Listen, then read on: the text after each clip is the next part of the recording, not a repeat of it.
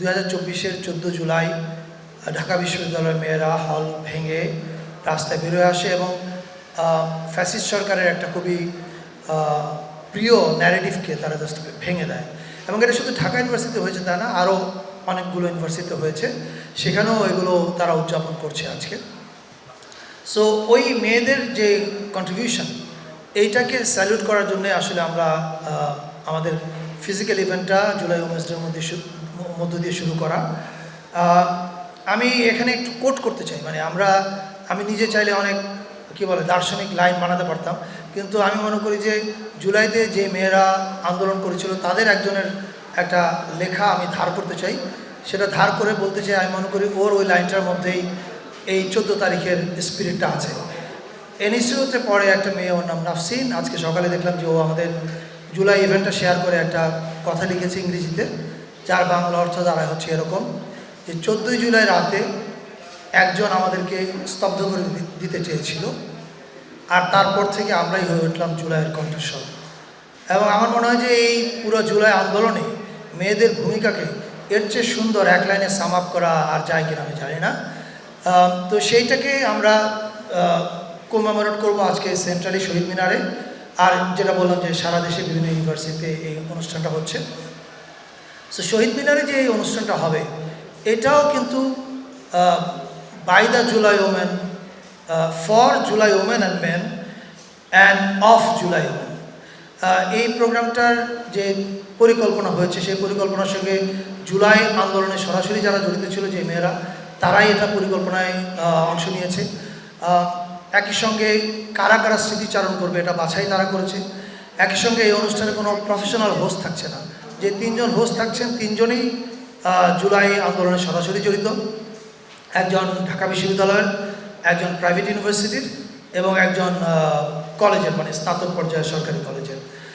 এটাও আমি মনে করি একটা সিগনিফিক্যান্ট দিক, যে সবাইকে নিয়ে সবাই মিলে আজকে শহীদ মিনারে এই উৎসবটা হবে সন্ধ্যা 6টা থেকে।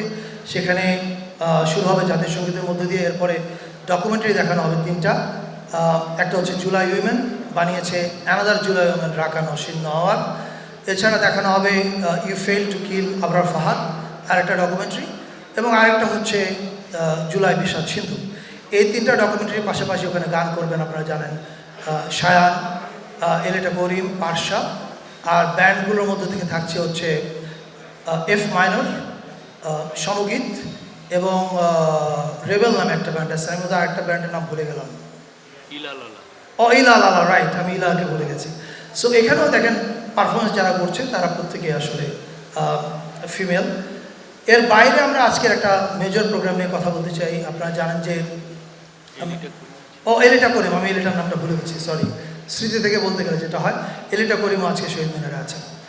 আর এছাড়া আমাদের আরেকটা মেজর প্রোগ্রাম হচ্ছে আজকে নারায়ণগঞ্জে। আপনারা জানেন যে 1 তারিখে যখন আমরা প্রোগ্রাম ডিক্লেয়ার করেছি, সেখানে বলা হয়েছিল যে দেশের 64টা জেলায় জুলাই স্মৃতিস্তম্ভ স্থাপন করা হবে। এটা স্থাপনের কাজ আজকে থেকে শুরু হলো নারায়ণগঞ্জের মধ্য দিয়ে। সেখানে আমাদের 5 জন উপদেষ্টা যাচ্ছেন, আসিফ নজরুল, রিজওয়ানা হাসান, আদিলুর রহমান খান শুভ্র, সিয়ার আবরার এবং আসিফ মাহমুদ। এই 5 জন উপদেষ্টা ওখানে যাওয়াটা একটা বার্তা দেয় যে এটা আসলে আমাদের জন্য খুব সিরিয়াস কাজ। এবং আমরা বিশ্বাস করি নারায়ণগঞ্জে যেটা শুরু হলো, 4 আগস্টের মধ্যে সারা দেশে এই স্মৃতিস্তম্ভের কাজ শেষ হবে। এবং এই স্মৃতিস্তম্ভটা হচ্ছে টেক্সট বেস। আপনারা জানেন যে এবার জুলাইয়ের আন্দোলনে লাইন, টেক্সট, কথা, স্লোগান, কবিতা, এগুলো খুব গুরুত্বপূর্ণ ছিল। ওইগুলো দিয়েই এই স্মৃতিস্তম্ভটা তৈরি হচ্ছে। এছাড়া আপাতত আমি আর কি কিছু বলার আছে? আরেকটা কথা বলতে চাই, চিটাগংয়ে যারা আছেন এবং রংপুরে যারা আছেন তাদের উদ্দেশ্যে। আপনারা জানেন যে 16 জুলাই আমাদের জুলাই শহীদ দিবস। সেদিন আমাদের বেশ কয়েকজন উপদেষ্টা রংপুরে যাচ্ছেন বিশ্ববিদ্যালয়ে, ওখানে আবু সাইদ স্মরণ অনুষ্ঠান আছেন, তারাও সেখানে অংশ নেবেন। আর চিটাগং স্টেডিয়াম, যেটা কাজীর দেউলিতে শহরের ভিতরে, সেখানে অনেকগুলো ডকুমেন্টারি প্রদর্শনী আছে, কনসার্ট আছে চিটাগংয়ের শিল্পীদের এবং ঢাকার শিল্পীদের নিয়ে, এবং শেষে ওখানে একটা ড্রোন আর্ট ডিসপ্লে আছে। ফলে চিটাগংয়ে যারা আছেন তাদের সবাইকে আগাম বলে রাখলাম যে আপনারা প্রস্তুত থাকেন। 16 তারিখ সকালে আমাদের একটা প্রেস কনফারেন্স হবে, সেখানে ওই 16 তারিখের লাইন আপটা বলা হবে। আপাতত আমার তরফ থেকে এতটুকুই। আজকের যে অনুষ্ঠানটা শুরু হলো, আমরা 14ই জুলাই, আমরা জুলাই নারী দিবস বলছি। মেয়েরা জুলাই কন্যা শব্দটা পছন্দ করে, তো জুলাই কন্যা দিবস। এই দিনটা আমাদের যেমন কেন্দ্রীয়ভাবে কতগুলো অনুষ্ঠান হচ্ছে আপনারা জানতে পারলেন, এর বাইরে আমার দুটো কথা বলার আছে। আমাদের মন্ত্রণালয় থেকে আমাদের জুলাই কন্যাদের আজকে একটা র্যালি হচ্ছে, তারা রিক্সা র্যালি করছে এবং সেখানে তারা তাদের স্লোগান, তাদের ভাষা, তাদের চাওয়া পাওয়া এগুলো নিয়ে তারা আওয়াজ তুলবে এবং তারা একটা জায়গায় সম্মিলিত হয়ে তাদের কথাগুলো তারা বলবে।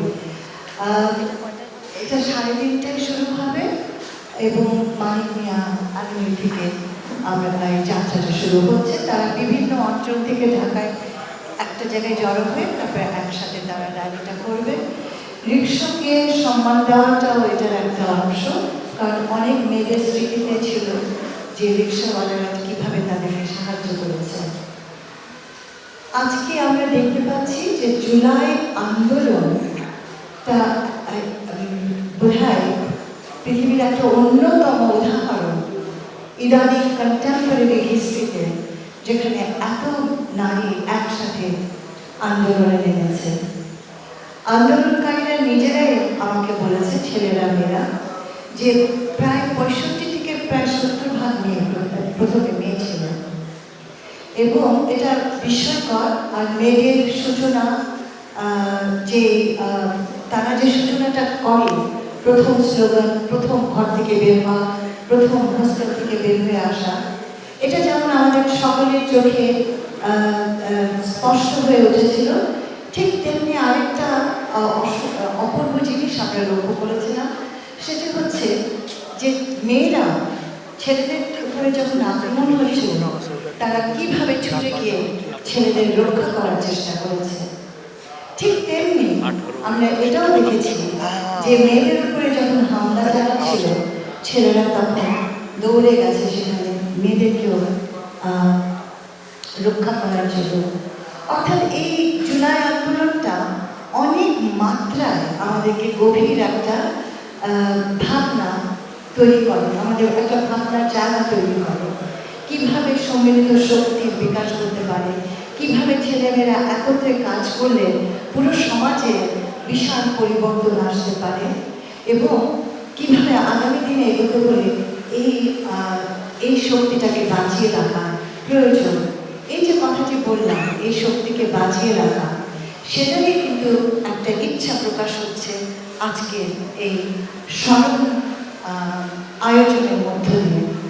এবং আর দুটি কথা একটু জানিয়ে রাখি, আমাদের যে নারী যোদ্ধারা আছে তাদের একটা পূর্ণাঙ্গ চিত্র এবং পূর্ণাঙ্গ তালিকা করার গবেষণার কাজটা আমার মন্ত্রণালয় হাতে নিয়েছে এবং সেটার মধ্য দিয়ে আমরা আশা করছি প্রত্যেকটি নারীর চরিত্র, নারী যোদ্ধাকে আমরা খুঁজে পাব। এবং এটাও আজকে আমি বলি, অনেক আহত নারী যারা ঘর বন্ধ করে লুকিয়ে আছে, সামনে আসছে না, ডিপ্রেশনে আছে, তারা কেমন আছে দেখার কিন্তু আমাদের দায়িত্ব। এবং সেই জায়গাটিতে যারা এত সাহসিকতার সাথে যুদ্ধ করলো, তারা কেন মুখ লুকিয়ে ফেললো, এটাও কিন্তু আমাদের বোঝার প্রয়োজন আছে। এবং তাদের সামনে সামাজিকভাবে যে নানান কী বলে, আপনারা নিজেরাও জানেন যে মেয়েদের উপরে সাইবার স্পেস থেকে অনেক বুলিং হচ্ছে, অনেক বাজে বাজে কথা বলা হয়, কিন্তু এই মেয়েরা তো বীর যোদ্ধা। আমি বিশ্বাস করি তারা এটা থেকে বেরিয়ে আসবে এবং মাথা উঁচু করে দাঁড়াবে। আমার মন্ত্রণালয় থেকে দুটো কাজ, এদেরকে চিহ্নিত করা, এদের কাউন্সেলিং দেওয়া, এদের পাশে থাকা, এবং দ্বিতীয় কাজ এদের কীর্তি সংরক্ষণ করা। আজকে এই দিবসের জায়গা থেকে আমরা এই উদ্যোগগুলো নিয়েছি এবং আপনাদের সকলকে আমন্ত্রণ জানাচ্ছি। আপনারা সবাই থেকে অবশ্যই আমাদের সাথে সম্পৃক্ত হবেন।